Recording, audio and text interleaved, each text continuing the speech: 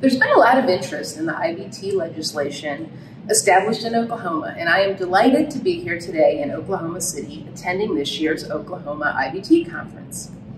PwC asked me to do a short interview with Commissioner Glen Mulready to get his thoughts on the future of IBTs and what has happened so far in Oklahoma.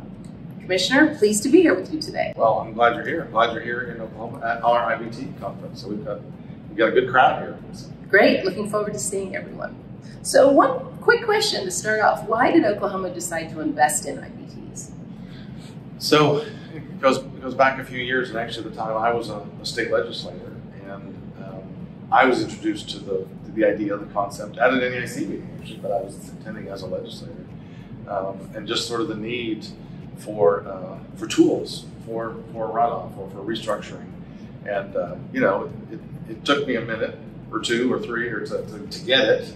Yeah, we see that. But quickly saw the need for it and the business solution that could bring. And so Senator Sparks, who was in the Senate and I was in the House, we ran legislation, and lots of pushback immediately because I guess kind of like we received it at first, like, wait, what are we doing? And so probably the smartest thing we did at that point was to hit pause. And then we took that interim between legislative sessions to really educate people, and really specifically the industry, educate the industry on what this means. And ours was all modeled after Part 7 transfers. And so when we ran it out that next legislative session, because of what had taken place in between, we really had a pretty easy victory getting it passed in the House and Senate and signed on together. Yeah, well, and certainly with my role at AIRROC, I completely understand about the need to educate the industry and everybody in general about the runoff sector. And I know PwC does that as well. So how many transfers have you guys concluded to date? So we have completed 2. Super proud that the first transaction in the history of our country took place here in Oklahoma, and that the Oklahoma County District Court right up the street here is where that took place when the judge approved that. So it was a monumental day for us as a department, as a state, and I think as an industry in the United States. I've said all along that I think there's a lot of people standing on the edge of the pool watching us, so we need to make sure we didn't screw that up, Yep. right? Like it had to go well. And we've transacted 2, finalized, and then we have 3 in the works in-house right now, so lots of interest. That's great. That's really terrific. Now, did they go pretty much as expected? Have you made any changes to what's happening in Oklahoma as a result of lessons learned, so to speak? We've tweaked some things with our law, with some things we've learned.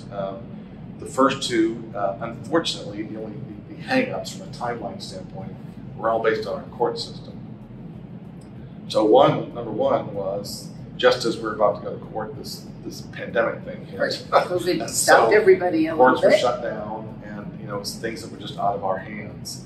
That was just really unfortunate. And then the second transaction, again, there was a hang-up with the courts in that the judge that had been assigned, he got promoted up to appellate court, and so there was just quite a time lag before they appointed a new judge to handle that. So we did change our laws to allow it to be come forward through a couple of other courts here in Oklahoma, as opposed to that one, just by seeing the problems we had just with the judge being promoted or whatever. So that was a lesson learned. Right, and every transaction is going to be different. That's one thing that we say in the runoff space. When you've seen one transaction, you've seen one transaction, because they're each different, creative, and yeah, for sure. What's your overall prediction for the future? Blue sky a little bit here for IBTs in Oklahoma, as well as what momentum we think we can get with some of the other states.